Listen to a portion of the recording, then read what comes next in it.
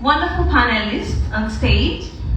So please join me as I welcome Titilope Adewusi of WiMo. So she's the founder of WiMo. She'll be telling you more about WiMo briefly. So please clap for her. You're welcome, huh? And yes, we have a male also on our panel session. Is Michael Ojo of Octave Incorporations. He's the founder of Octave Incorporations. Please appreciate him. You're welcome. So our third panelist will join us shortly. You know, Lagos traffic.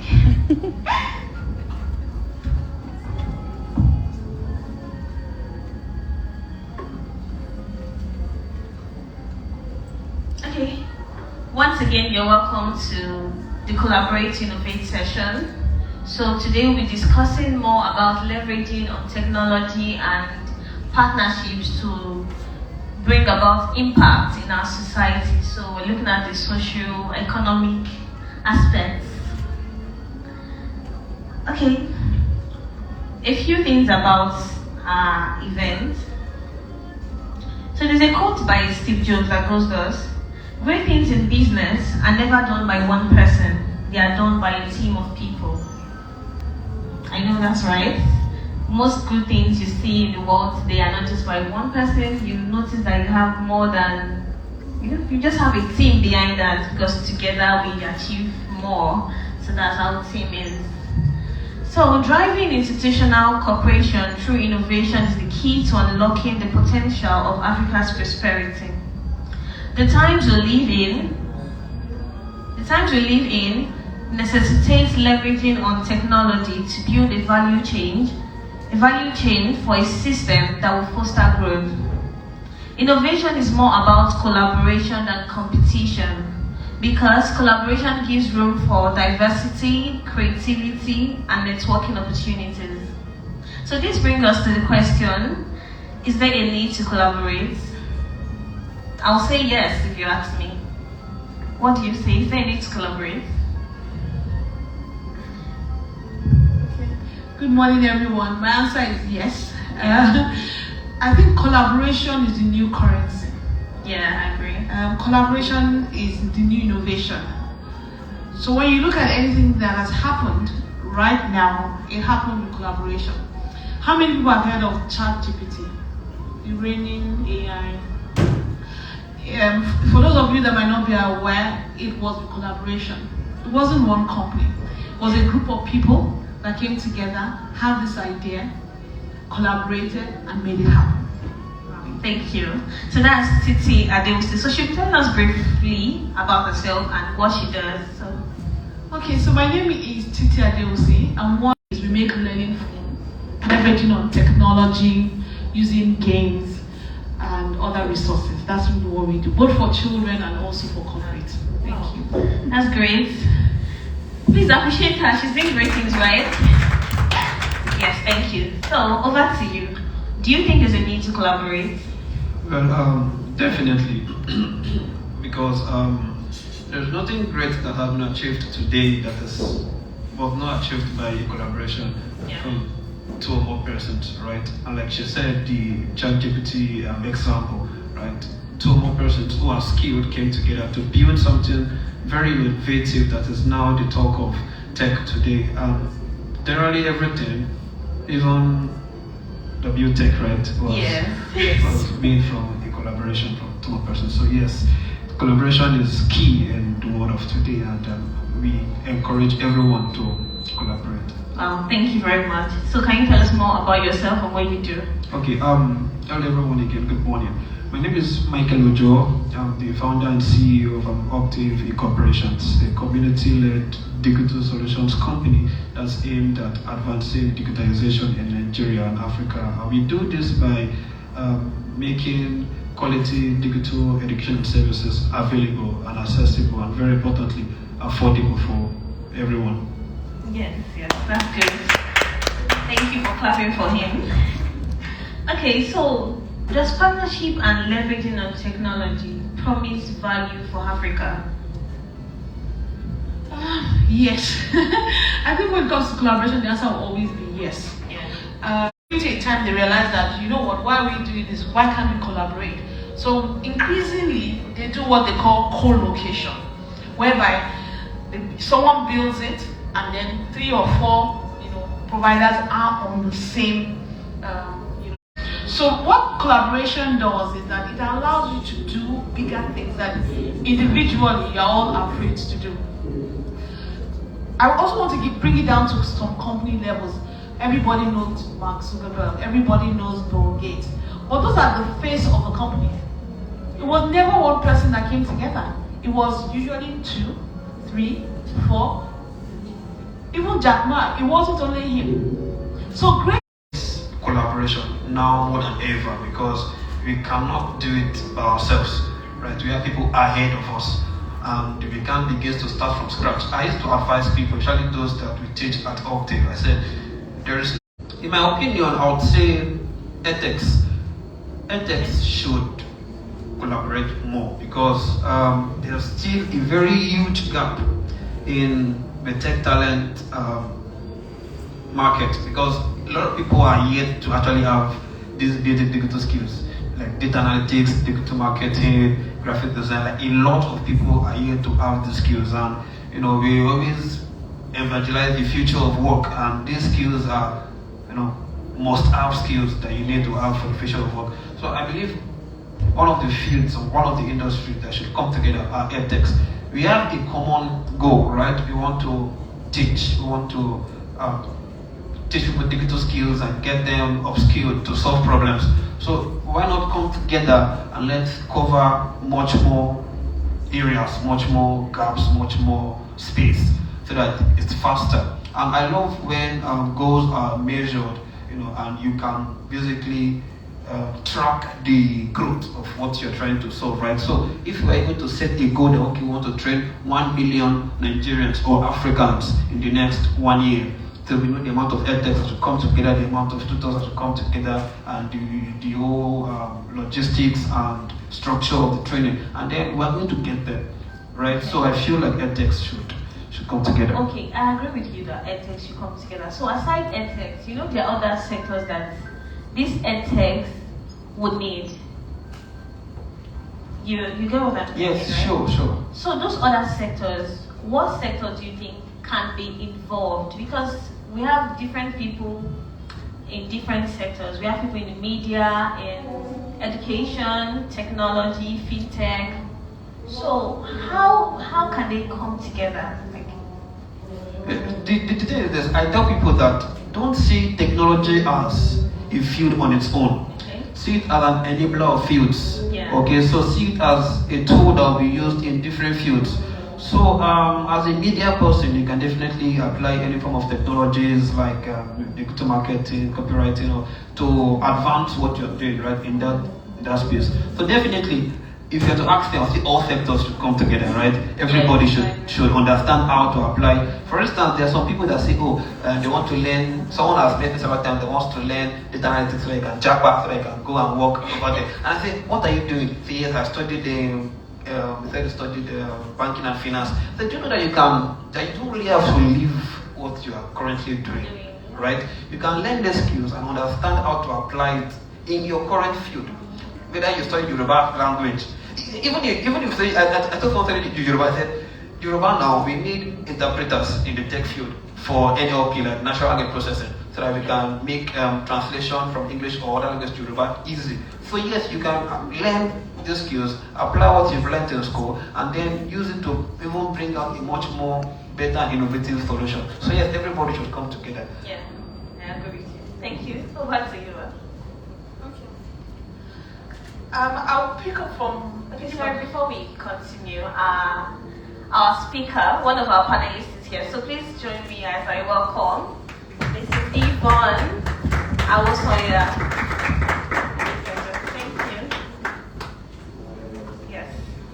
Good morning. Okay, let's take your response, then I come back to it. Okay, I want to say that there's something he said that's very key that everybody should know. Technology is an enabler, meaning that it must be enabling something, and it's required everywhere. So then let's bring it, he talked about education, let me bring it into the workspace. So some people have Okada riders, dispatch riders, you know, and one dispatch rider works with a company, he damages the car, come back, with the same documents, can borrow money from the other bank. The other bank is no wiser. But those things are changing. They're leveraging on technology and the common good that we need each other. If we work in silos, those things don't help. So when I realized that this same staff that stole money from working in KFC goes down the road to go and work for Burger King. The same staff. But we can leverage technology to then have a database, a verification where we all tap into it. Which is why in other countries they have things like your social security number. Those are, you know, unique identifier that allows us to be able to track things you've done. So I can go into that database now and then say, okay, this person worked for me and left my organization for this reason. This is him, this is Perfect. Collaborate, and then more areas needs more partnership also. Okay, thank you very much. Nice to be here. I apologize everyone for coming late. Okay, so I love the subject of collaboration, and she's touched on some very key things when she spoke about, aside from UNODC, there was a Nigerian police force, there was this other organization. Imagine that we did that. Now let's scale that up a bit. Imagine that on the wings of technology, we can fly. So we can create something and poof, it just goes out. I came in when he was talking about ChatGPT. It is amazing. Now people say that technology is taking away our jobs, but what it's doing is that it's improving efficiency. So collaboration, there are so many areas, back to your question, so many areas. Every time when I open my eyes, I just see a lot of problems and solutions. So every organization carries a solution. So when we collaborate, what we do is that we amplify those solutions. But sometimes people are scared.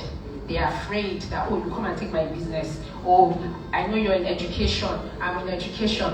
If I collaborate, maybe you take my customers away. But Nigeria is big. I was speaking to someone, one of my mentors, and I spoke to her. She at the point she was managing, she had this large portfolio in government, and she said to me, she came in with so much passion, wanting to, you know, the way we all are, patriotic, green, white, green blood, wanting to change things. And she just said, Yvonne, Nigerian problem is big. That's it. It is hard. And I was recently thinking about it. We are 220 million people. It's a big problem. But if we take the problem and divide it, even if we say 1% of the 220 million, that's 22 million. And we say, oh, that 10% is 22 million. That's 2.2 million. So if we say we divide the solution into 2.2 million people actively working, we will find a solution. That is it. So collaboration, the solutions, there are so many things we can collaborate on. Currently, the project I was talking about, we had partners. Somebody was giving us biscuits, because kids, when you come to kids and tell them, oh, we have biscuits for you, trust me, oh, they're so excited. Yes. We got an IT company that gave us tablets. And they said, and what we were doing, we're telling them, read. Oh, we're bringing storybooks for them to read. You can imagine, just read. And a parent said, so you mean from reading, you came back home with a tablet. So imagine we had more tech companies collaborating with us. So if you look in the Nigerian system, you see problems. I love what I do, because, and painfully we have to stop, but we are planning a restart. And we are starting it, interestingly, on tech, because we realize that there are problems everywhere. If you look, coming transportation, there's a problem. Yeah. Water, there's a problem. Go to the ATM, problem. There's nothing that has no problem. But the solutions are in the organizations. So what we're creating commercial solutions, but if we come together with other organizations, aside from just creating those commercial solutions, realize that if we are able to work together, we can magnify those solutions. Interestingly, and I'm going to close this. I'm so sorry, I have so much to say. I'm going to close now. Interestingly, this project that we did was about 6 years ago. So I was thinking about that some of those kids who we went into their schools and were singing and dancing and acting and doing all those things, some of them They are in the university. Some are done, Yeah. but we have sold a solution to them. But guess what? There's a new set back that has no idea, no clue. So there's so much that we can do. Well, thank you very much for that. Okay, so would you say CSR is a form of collaboration? And if yes, how can it improve our socio-economic sector? Okay, you can start then. Okay, yeah, CSR. Yes, CSR is corporate social responsibility. Yeah. And it's really about just stepping outside of the walls of your office, your organization, and just looking into the society, looking at, at the problems that the society has and solving them. Yes, it's a form of collaboration because we have a big problem. We have a big problem, people, and we can't solve it alone. And we are the carriers of the solution. So yes, so CSR is a form of collaboration. So if we all come together and we identify what needs to be done, we step up, we open our eyes, we don't close our eyes when we are driving in our cars, we don't pretend not to see, and then we come together. Yes, there's so much that we can do. It's a means of collaboration. Thank you. Yes, I also like to our responses. It's a good idea because take me for instance, I still study chemical engineering at the University of Lagos. I should have graduated since 2021, but because of the strike and everything, we are still in that. But then, as a chemical engineering student, right, before I got into tech back in 2019, 2020, all I wanted to do was just come out to first class. I want the first class GPA, come out first class just. But when the pandemic struck, of course, many youths today got to tech during pandemic. So that was when our eyes got open. And then I saw that okay, technology is is the way. So how can I go out of my field, right? Out of what I'm doing currently to solve problems? Then I realized that I don't actually need to leave chemical engineering completely, right? I can learn these skills and find a bridge that I can close between chemical engineering and technology and provide solutions, for others with my chemical engineering skills and talents and the tech talents. Bring up a new type of solution that solves a bigger problem. You could be anywhere, you could be working in banking and finance, and you can just come out of what you're doing, learn something else, and see what other problems are there that you can solve. There's hunger, there's poverty, there is bad infrastructure, a lot of problems, right? And hence, you can just come out of what you're doing, learn something different, and just come up with a new solution and solve the problems. So yes. Okay, thank you very much. I hope we're learning. Yes. Thank you. I think they've said a lot, and I want to say the simplest form of social corporate responsibility that we all do. When you live in an estate and you people in that estate come together for a common good. So I'll give an example. During the EndSARS period when people now started looting, all the people where I stayed all came out and they had this, schedule, roster for protecting everybody. So that's corporate social responsibility. I'm trying to give it in the simplest form. It doesn't always have to be a corporate. What you do is when you come and step outside of only your good and look at the collective good of somebody else. Another example is even during the pandemic. Pharmaceutical companies all came together to act in that corporate social responsibility. Thank God none of them had the answer on their own, so they had no choice. They had no choice to collaborate. And they were collaborating under circumstances where they were not even meeting physically. They were collaborating from their homes and their various states. And across the world, people came to collaborate for a social responsibility. So I'm not even giving it outside of technology. So it's important for every corporate to collaborate for social impact. A lot of banks, a lot of tech companies these days are suffering because why? A lot of tech companies are tech resources are jacked by it. So what should they do? They need to step back and say, how do we quickly empower, how do we quickly equip that is not only about us. So the more they are able to support hubs and various companies like W.TEC as well that are doing things like that to skill up the future. Not just the future as it is now, people that were entered the job market in the 1 or 2 years, but even going back down. Statistics shows that most of the time, people decide not to do tech by secondary school, junior secondary. By the time they want to make that decision or SS1, they're like, I'm not good in maths, I'm not good in this one, the people that are hot, this one, That's where most people drop out. Because people see tech as coding, or they see it as one. No. People that do digital content are now tech. People that are project management, product management, and including there are a lot of no code. People that are into just the marketing and even just understanding, people that are testers, the jobs are numerous. So it's that stepping back. That's the social, for me, that's the social responsibility I see we need to do now. We need to go back to primary schools, tell children about technology. It's not coding. When they say technology, people immediately don't know how to code. It's not coding. There's so many things you can do. So that's the social responsibility I want to hammer on that we need now in Nigeria. It's not about forcing people to go to school. It's not about vocational that is not thinking about the future.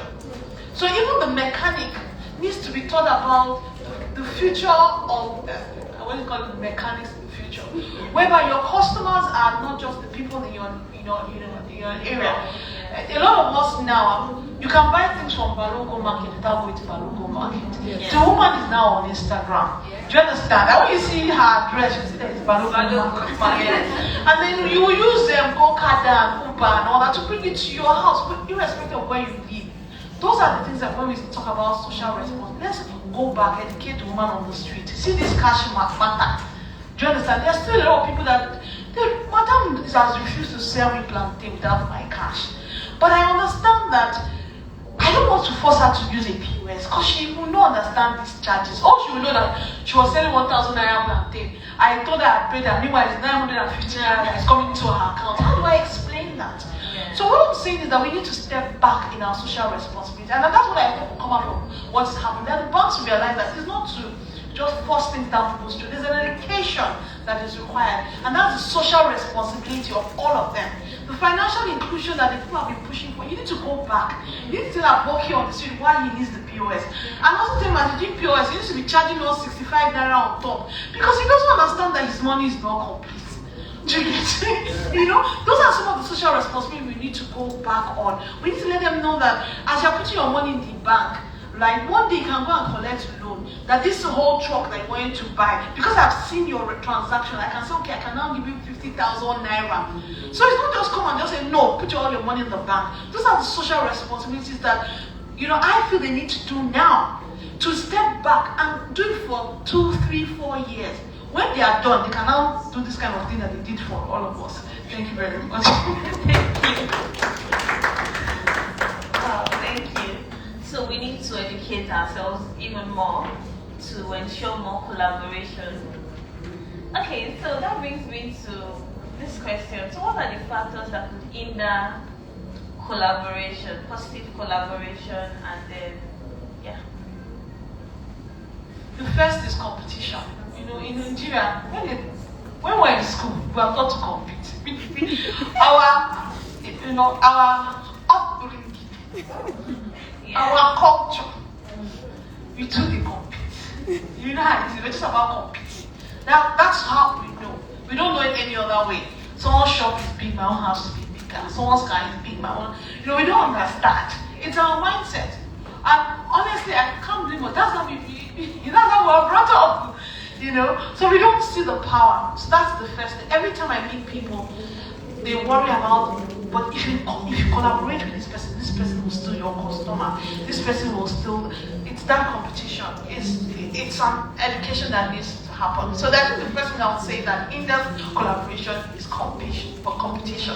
And it's the way that we are brought up. The second thing that hinders it is when we are focused on me, which really comes out from competition as well. That was not what I was coming to do. And you are just doing robotics, right? We do more. We do business development. We teach how to become entrepreneurs and stuff like that. So we can come together. Your guys are still there, but we can bring in more resources for you to learn more. But I could see the fact that they did not want me to come and talk because they felt like if I just see one word, everybody will leave you. So I don't have to just go. But then I think we later animated and that. But that's one part of being being small-minded, trying to. You cannot achieve greater things by yourself. It's not possible. It's not possible. You need help from people, right? And yes, collaboration is needed. So that selfishness, that competitive mindset, and that you're not thinking big, you're not thinking large scale, you're not thinking global. Just on top of the day, just be there, no growth, just stagnant. So when in fact, we should begin orientated everyone from the grassroots, which is going to secondary schools, primary schools. It is even totally opposite. In secondary school, we are taught to be alone, but in the real world, you're meant to come together. So how can we start rearranging, restructuring that grassroots so that from little, when we are taught to collaborate, to be much more easier?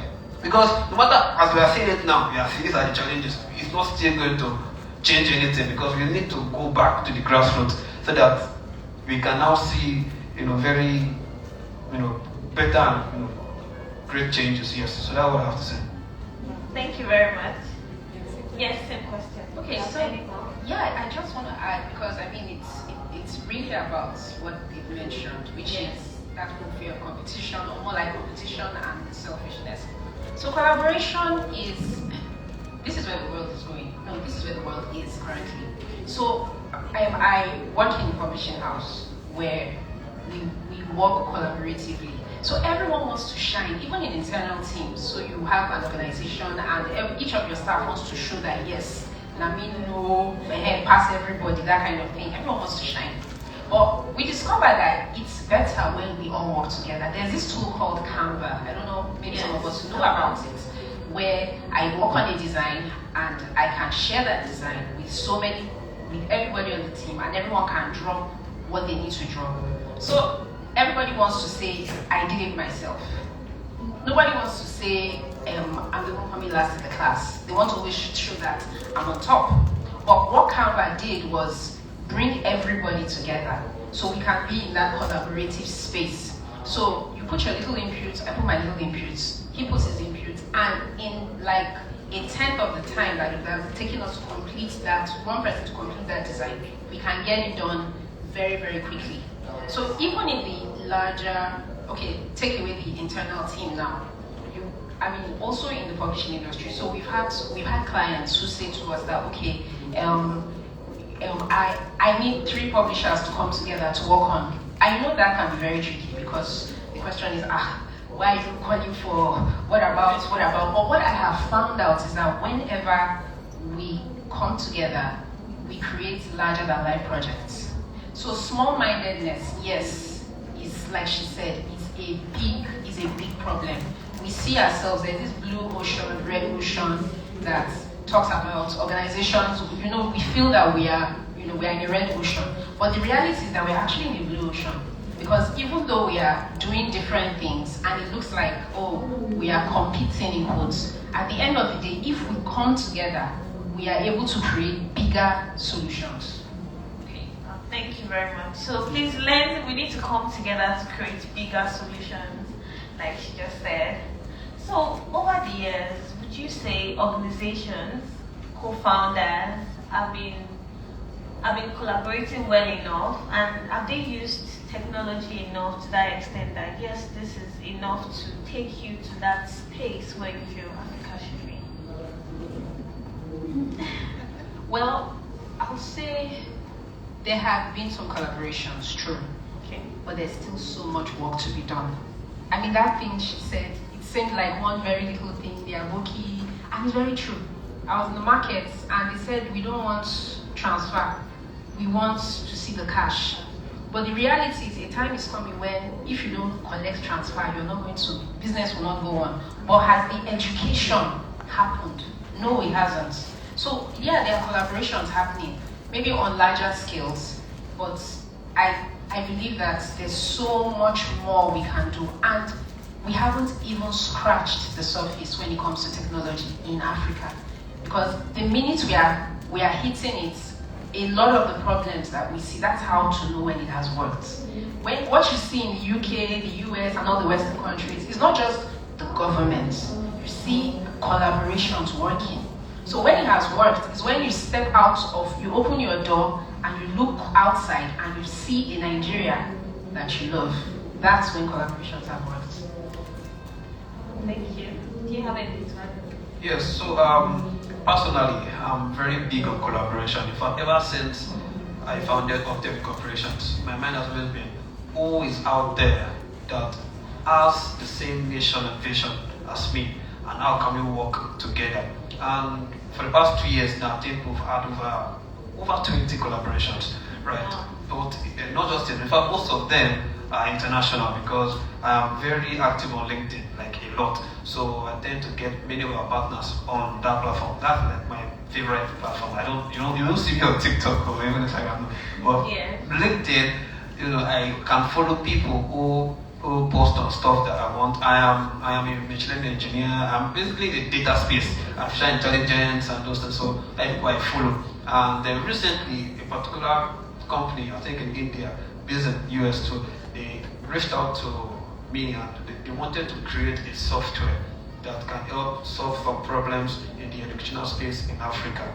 Trying to focus on elite schools. And they reached out to me and like, how can we work together? They don't even know how it's going to be yet. Like there's no even plot yet. They are still in the ideation stage. And they wanted to collaborate with another company to show that they could. I think they had software developers, right? And they needed it to be AI powered. So they wanted us to come in from the machine learning and artificial intelligence part. So they wanted us to come together and build a very amazing product that can solve that problem. And I'm currently working on it. And we've currently, in fact, even just this month, last month, this year, we've got about 6 more companies. One is a proctoring company where we're going to use a software for our assessments and quizzes and examinations. So basically, but like you said, there's still a lot of work to be done. If it has to go on the personal level, you need to know that you have to collaborate. You need help. If not, you're not going to be in one place. You're not going to grow. You will make money, but then it's not going to go more than, that same spot. Yes. Be limited. Okay, I think for me, it's just an advice to those that are listening. The first thing I want to say is, have a big dream. Whatever it is that you want to do now, have a big dream. As in, make it bigger than what you can do. And then the second thing, we need to kind of get people to collaborate with.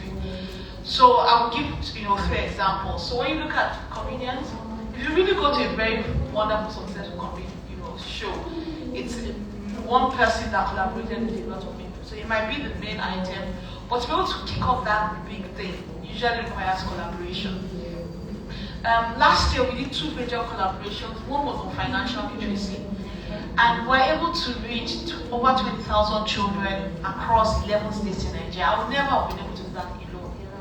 I would wouldn't have been scared when I mentioned. I'm like, where now? Where's the money? That kind of thing. That's the first. The second collaboration that we did last year is that we organized an event here in the landmark. It was called the STEAM Fun Festival for children. I had the dream, but when I looked at the budget, I said, yeah, this thing is humbling. That kind of thing. Not just the budget, even the resources to pull it off. In terms of your own internal resources. I just couldn't imagine doing it. But I had such a big dream. In the end, I looked for people to collaborate with, and we're able to pull it off. We wanted, like 4,000 people to attend the event. In the end, we had 11,000 people register and 6,000 people show up in this landmark. We were overwhelmed.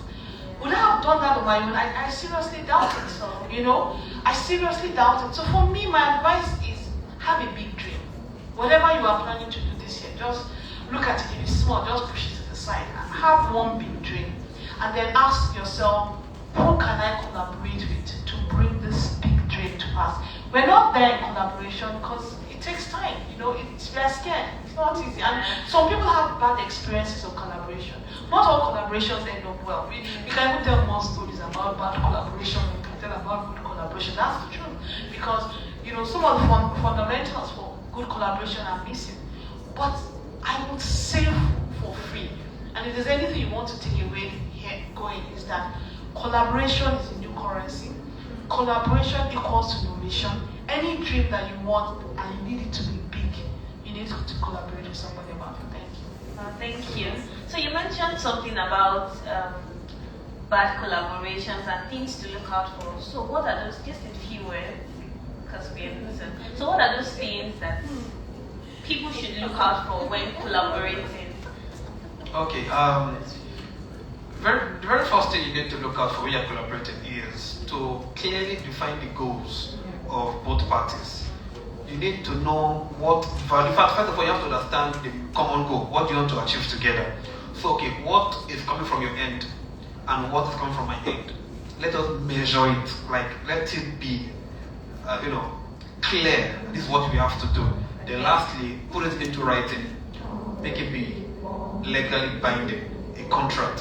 So this is what you have to do. This is me, what I have to do, and of course the date and the duration. Maybe 1 year, and you can renew it if in case it was good. It was good enough, right? So that's one thing. You have to understand what you're trying to achieve, make the goals clear, and make it written in a contract so that you know that yes, there's nothing. And if they don't own up to their, you can basically sue the person because some collaborations that are quite you cannot afford to fail in that collaboration because it will affect you. To affect your reputation. Imagine you say, okay, you want to teach people or you want to organize an event and then you collaborate with somebody and then the event did not show up. It's going to flop the event, right? You can sue that person for that because it's going to spoil you. People will not trust you anymore. And in this space, you need to build on your trust. Nowadays, people know how to build good products now. So what remains is having to be empathetic. Like being empathetic means like putting people in your shoes, like putting yourself in people's shoes and trying to care for them, like be very selfless and let them trust you that you can solve their problems. So yes, ensure that those contracts are clearly stated. Thank you very much for that. Would you like to have any? I just want to say that before you go into collaboration, you should do some research. So to find out if this is the right fit. Okay, so the fact that someone looks like the right fit doesn't always mean, it's just like a marriage sort of, like you have to be sure. Check out the history, what are their core values, and values are very important because what a collaboration is kind of like a merger for a project, and at that time, both organizations or the three organizations, they have one name, so everything they do is going to rub off on you, just kind of like taking from what he said. So do your research very well so that you don't get into sticky situations and it doesn't affect your brand or affect your organization, affects your dream, your big dream. Yeah. So thank you very much. So we've come to the end of today's session, but before we leave, do you have any questions? Okay, Mr. Okay, thank you very much. My name is Yvonne, I'm the Communications Officer at W.TEC. Mine is not a question, it's a comment. I like to add to what you just said. It's very important. Please, when you are going into a partnership, you must have everything written down. Please don't do trusts.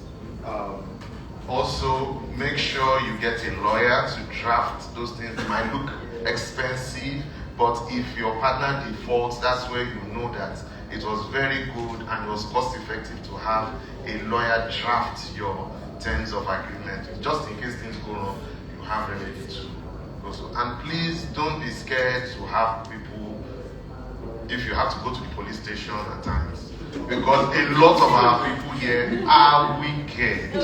You go to the police station, all the things they are dealing with is this one, he took this from me, he didn't do this, he did not come, oh that one took our money, you will see so much there. But please always make sure you do things properly. Even if you have to go to the station, make sure you go to the right place where you have the right jurisdiction, so that one doesn't bring a lawyer to counter you. I'm talking from my experience. Please.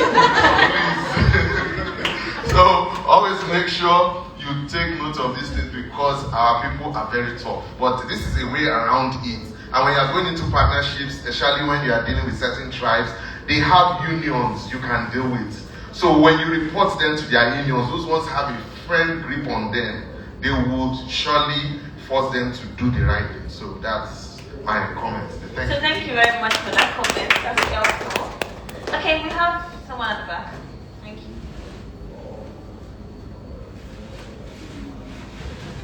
Good afternoon. Sorry, a comment as well. My name is Yvonne. Okay. Okay, I just want to add to the talk about collaboration as well. And I would like maybe just to basically every single daily life and so on. Now, those of us who are trying to execute whatever project you look around you, even our Alhaji Dangote's refinery is a collaboration. One man doesn't have all the money. It does not exist. If you have the money, you are a fraud. That's the truth about it. Because there's nobody keeping money anywhere. If you keep money, you're wasting the identity of the money. So it's always a collaboration. Whatever it is you want to do, somebody must be the one that. It's one of my mentors that calls it Mastermind Alliance. Somebody might have the thoughts. You don't have to have the money. You don't even need the money to start. You have the mind of what you want to do. So you're very good with thinking. Good. You want to do a fashion show or something. How can that probably be convinced that you know what it works? Probably just had a funny experience with the other party. So how can we just correct that narrative again? I'll give you an example. Maybe I would say marriage. We've had those situations where you've had that bad friend that showed you Pepe, but you can't stop life because of a bad experience. And I think it's about looking at the bigger picture. And that's it. So yes, there are going to be bad experiences, but for every great success, there's always a history of bad experiences. Look at Apple, what's his name, Steve Jobs. And when I was reading the story of how he created the company and then they took it away from him and I'm like, someone like him should just say, I'm not doing it again. But the guy just kept on. So to that organization is to say, just keep at it. Learn from your mistakes. So you don't throw the baby in the bathwater. So just like what he said in his contribution. So what did you do wrong? Go back, do a post-mortem, stop crying. It's painful. Wipe your eyes and clean those tears and move forward. So do a post-mortem. What did you do wrong? Did you have a lawyer? Did you do your history? Did you do your check? Did you get into the wrong collaboration? So how can you go backwards? And people that fail, when they get up and do it again, they always make a bigger impression, bigger mark than the people that didn't even fail at all. So fail forward. That's what I'll say to that organization. Okay, just briefly. It takes time to build trust, right? It takes long time, but then it just takes probably a few minutes to break that trust, right? So once you have kind of, we don't know how, to what extent it must have fumbled, right? But you should not just sit idle and not do anything. You have to prove yourself that you can be trusted again. That will take time, right? But then you just have to ensure that you let them know that they can trust you again. So it doesn't matter how bad it is, right? There are several different stories that people have fumbled on social media, celebrities, brands, and they come back, right? So you just have to strongly believe in what you do. Because if you don't believe, it's quite easy to. It's a game changer. It's going to change everything. And okay, I messed up this time. I think I can show them again what we are capable of doing. Yes. And if you're able to do that, you'll be fine. But it will take time, right? But once you've gained that trust. But what did you take from it? When people start saying, "Oh, madam, I'm so sorry," I'm like, "What did you just learn?" That's the first question I ask you. What did you learn from it?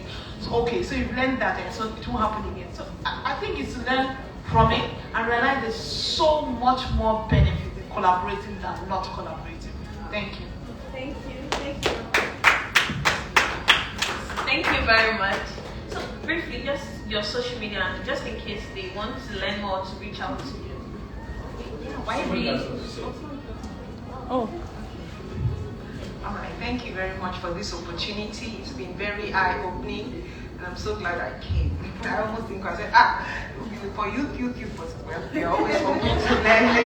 SMEs, like talk of the salons, spa, barbers, people who might not have the opportunity to learn the skills.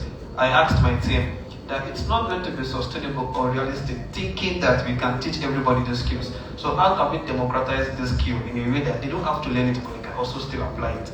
So okay, we have to build a very friendly user interface for businesses to be able to use it like the way they can use the WhatsApp, Facebook and any other social media.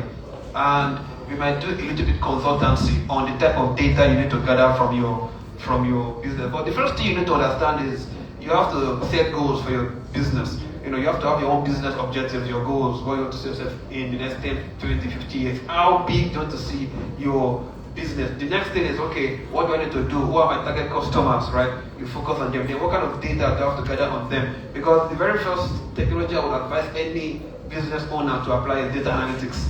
I personally feel like data analytics should be like a general studies to everybody because it's a field that enables you to understand how to make better decisions using data. Unlike having to use your guts and feelings that, okay, I think this may be right. No. Data helps you to eliminate any form of guess or guts. You work with facts, data-driven decisions. So that's the first thing you have to apply when it comes to. So as a staff manager, you want to know what demographics of your customers, like, you know, do you have more males than females? Where do they come from? You know, where is their job or where is their industry? What do they do? What do they like? So if you have just the way Netflix does it with their recommendation engines, if I watch a particular movie on Netflix and another person watches engine, we will see different covers. Like using data, you can understand what people like. And if you can give people what they like, they will definitely go back for more. So what you need to do for your business is understand the different things, different objectives that you need to meet, and the data you need. And of course, you can collaborate with anybody that can help you. You don't have to learn any tech skill, but you need to understand how you can use it to attain those business objectives.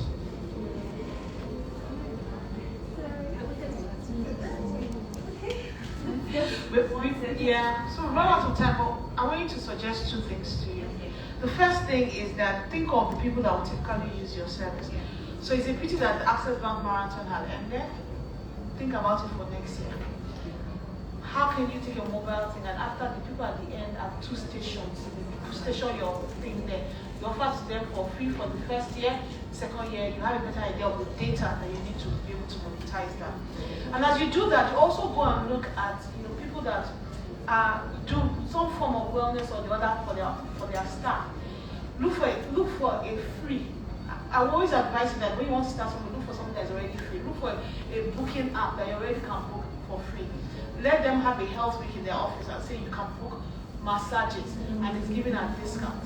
So those are ways you can collaborate. So you can look at offices, their HR, look at people that are into wellness. So look at. We're asking who are you going to collaborate with? Looking for who to collaborate with. I think that you should plot your customer journey. So she said something about, think I was the person using your service. You said something, before you got here, you kind of think that, oh, should I come, should I not come, should I not, that kind of thing. Before you find up your mind. So plot the journey of a typical customer, and along the points of that journey, what are the questions they will ask, what are the things they will need. Then from that point, you can know which other organization can feed into this. If you do this, and even after they leave the spa, let that circle come back again. So they leave and then they come back. So you might find out that when you do this properly, you might find that you can actually collaborate with so many organizations. She spoke about offices, you could also collaborate with gyms, you could collaborate with nutritionists. I mean, the list is endless. So just think of the customer. I think following the customer journey and solving the problem of the customer will help you to determine which collaborations are right for your organization. Thank you very much. I hope this session has been really impactful. So we've come to the end of today's session. Follow us on Instagram as W.TEC Online. So I think the next session will start. So we have to leave. Thank you. Sorry, take a picture. Yes.